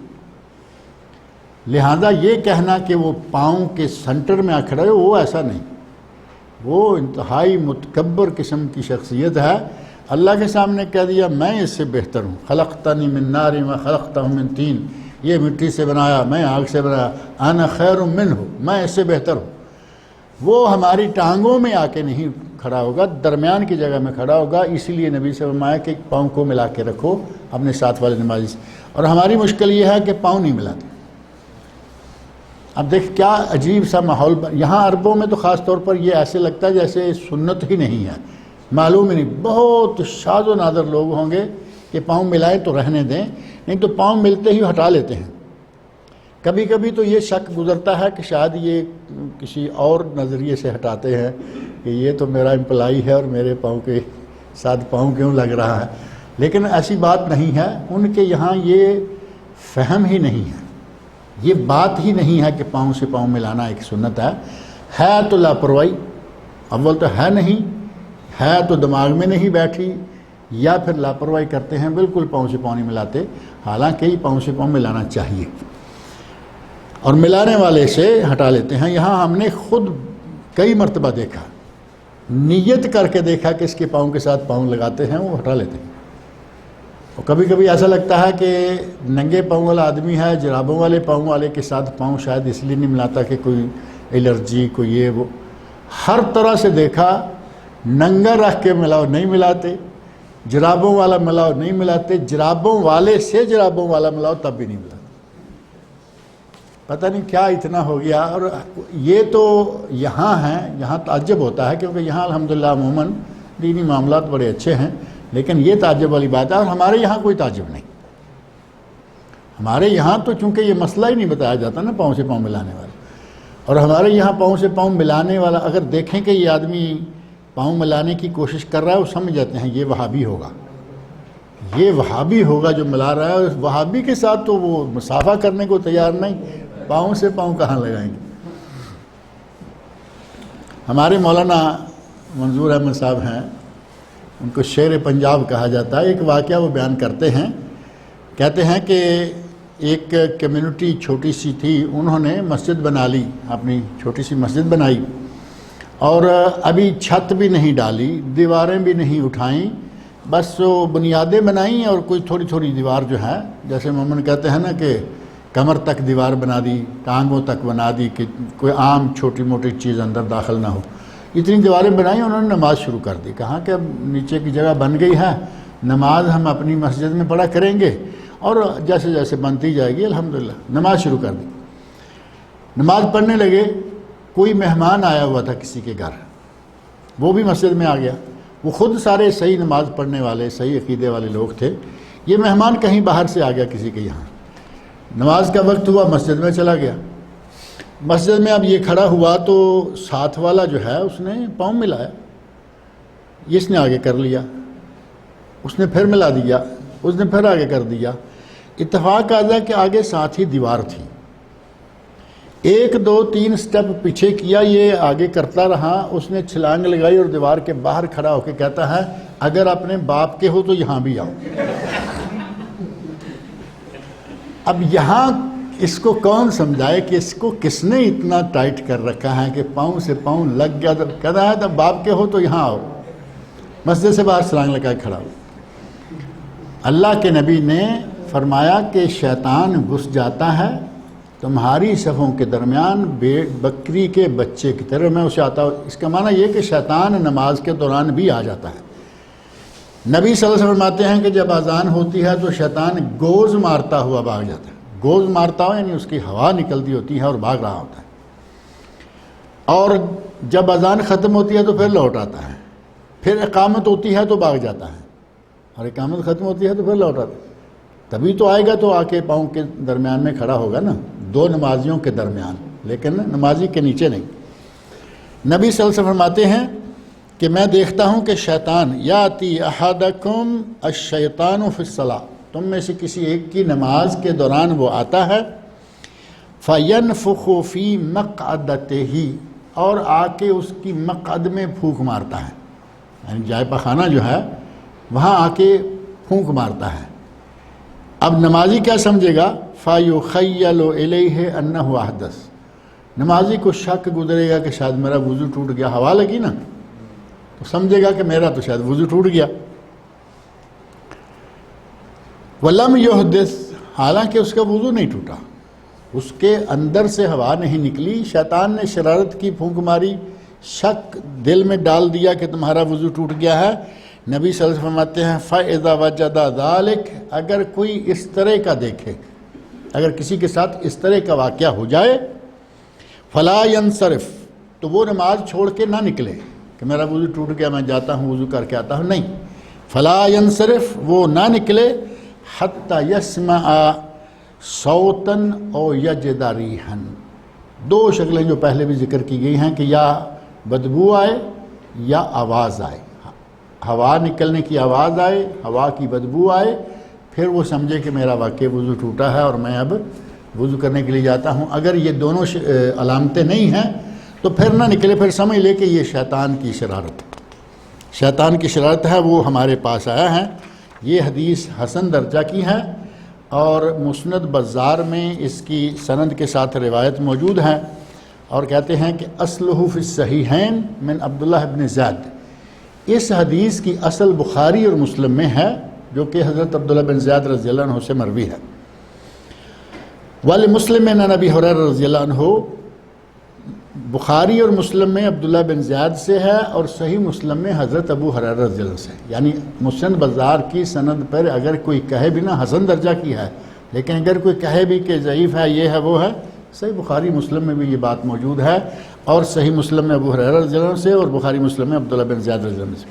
اور امام حاکم بیان کرتے ہیں حضرت ابو سعید رضی اللہ عنہ سے مرفوعاً، اذا جاء احدکم الشیطان، جب تم میں سے کسی کے پاس شیطان آئے، فقال انک قد احدثت، اور وہ آ کے کہے کہ تو بے وضو ہو گیا ہے. اب یا کان میں پھونک مارے گا، آ کے شیطان ہے دل میں ڈالے گا کہ تمہارا تو وضو ٹوٹ گیا. فلیقل انک کذبت، تو نمازی کو چاہیے کہ اسے کہہ دے کہ تو جھوٹ بول رہا ہے. اب ظاہر ہے کہ یہ نماز پڑھتے پڑھتے اس کو وہ خیال آیا کہ وضو ٹوٹ گیا، اور یہ تو نہیں کہہ سکتا تو جھوٹ بول رہا ہے. دل میں کہے، جیسے خیال دل میں آیا اسی طرح دل میں کہے. اور اس بات کی دلیل صحیح ابن حبان میں موجود ہے. صحیح ابن حبان میں جہاں یہ حدیث بیان ہوئی ہے وہاں یہ بھی ہے فَلْيَقُلْ فِي نَفْسِهِ، دل ہی دل میں یہ کہے کہ تو جھوٹ بول رہا ہے. جیسے دل ہی دل میں اس نے آ کے فتنہ ڈالا کہ تمہارا تو وضو ٹوٹ گیا، اسی طرح فوری طور پر دل ہی دل میں یہ کہے کہ تو جھوٹ بول رہا ہے، میرا وضو صحیح ہے، اور نماز پڑھتا رہے. اللہ رب العزت مجھے اور آپ سب لوگوں کو نبی اکرم صلی اللہ علیہ وسلم کے ارشادات پڑھنے، سننے، سمجھنے اور ان کے احکام پر عمل کرنے کی توفیق عطا فرمائے. آگے ہے باب آداب قضاء الحاجہ، قضاء حاجت کے آداب کیا ہیں. قضاء حاجت بول و براز کے آداب کیا کیا ہیں، کیسے کیسے ہیں، ان کی تفصیلات آئیں گی. اور یہاں یہ انشاءاللہ تعالی ذکر تو کریں گے اور پڑھیں گے جب اللہ کو منظور ہوگا. ایک بات ذہن میں رکھیں کہ نبی اکرم صلی اللہ علیہ وسلم نے مسائل و احکام طہارت کے ضمن میں اتنی باریکیاں اور اتنی تفصیلات بتائی ہیں، آداب جو ہیں بول و براز کے، کہ کسی دوسرے دین میں، دین آسمانی ہو یا غیر آسمانی ہو، یعنی یہودیت عیسائیت ہو یا ہندو سکھ جین یہ وہ کچھ بھی ہو، کسی دین میں طہارت و صفائی کے اتنے احکام نہیں ہیں جتنے اسلام میں ہیں. نبی اکرم صلی اللہ علیہ وسلم نے جو تعلیمات دی ہیں ان کا کسی دوسرے دین میں کوئی مقابلہ نہیں. اور یہودیوں نے جب یہ دیکھا کہ ان کا نبی انہیں بول و براز کے طریقے، پیشاب پخانہ کے آداب بھی سکھلاتا ہے، تو انہوں نے شرارت کے طور پر کہا سمیتو ان صاحبکم یعلمکم حتی الخراء، ہم نے سنا ہے کہ تمہارا ساتھی، بدبختوں نے کہا تمہارا ساتھی، کیونکہ انہیں معلوم ہے کہ نبی تو مانتے نہیں ہیں، کہتے نہیں ہیں، کہتے ہیں سنا ہے کہ تمہارا ساتھی تمہیں تو پیشاب پخانے کا بھی طریقہ سکھلاتا ہے. وہ صحابی بجائے اس کے کہ وہ کوئی نروس ہوتے، کوئی پریشان ہوتے کہ یہ کیا سوال ڈال دیا اس نے، وہ بڑی ترکی بترکی فوراً کہتے ہیں کہ ہمیں تو آپ سے پہلے یہ بھی معلوم نہیں تھا کہ پیشاب کیسے کرنا، پخانہ کیسے کرنا. آپ آئے، آپ کی تعلیمات اور آپ کے احسانات ہیں کہ آپ نے ہمیں بول و براز کے آداب اور طریقہ سکھلایا، ورنہ ہمیں تو یہ معلوم ہی نہیں تھا. اب اندازہ کریں کہ جس دین میں پیشاب پخانہ کے آداب موجود ہیں، اتنی پرائیویٹ پرسنل ذاتی سی بات تفصیلات کے ساتھ موجود ہے، اس دین میں کوئی شعبہ ایسا ہوگا زندگی کا جس کے بارے میں تعلیمات نہ ہوں؟ جس میں پیشاب پخانے کی تفصیلات موجود ہیں اس میں حکومت کرنے کی تفصیلات نہیں ہوں گی، یقیناً ہوں گی. اس میں فیصلہ کرنے کے لیے قاضی کے لیے ہدایت نہیں ہوں گی؟ یقیناً ہوں گی۔ اس میں ٹیچر کے لیے نہیں ہوں گی؟ اس میں کس کے لیے ہدایت نہیں ہوگی؟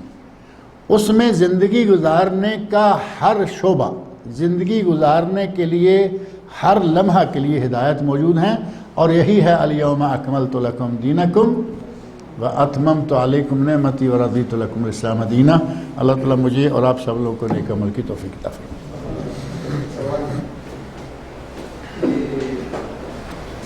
آپ نے یہ حدیث سنائی کہ مومن نجس نہیں ہوتا، اس بنا پر جائز والی عورتیں قرآن پڑھ سکتی ہیں، تلاوت ضروری ہے، بس یہی حدیث کی بنا پر آپ لوگ یہ کر سکتے ہیں یا کوئی دوسری حدیث بھی؟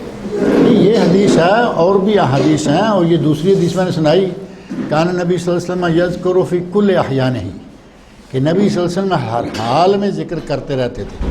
اس کا مطلب ہوا باوضو ہونا، بے وضو ہونا، یہ ساری چیزیں جو ہیں وہ آپ کو ذکر سے نہیں روکتی تھی، لہذا وہ بھی حدیث اسی کی تائید کرتی ہے۔